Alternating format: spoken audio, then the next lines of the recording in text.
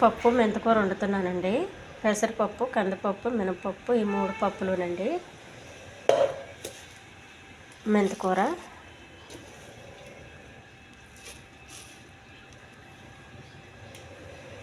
ఒక పచ్చిమిర్చి, ఒక గ్లాసు వాటర్ అండి.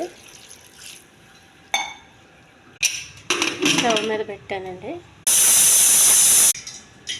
పప్పు మెంతికూర అండి. దీన్ని మెత్తగా చేస్తాను ఇప్పుడు. ఈ పప్పు గుత్తుతో మెత్తగా అయిందండి పప్పు. పప్పుకు కావాల్సిన తాలింపు అండి: ఉల్లిపాయ, జీలకర్ర, కరివేపాకు, మెంతులు. ఈ ఛానల్ నచ్చితే సబ్స్క్రైబ్ చేయండి, షేర్ చేయండి, లైక్ చేయండి.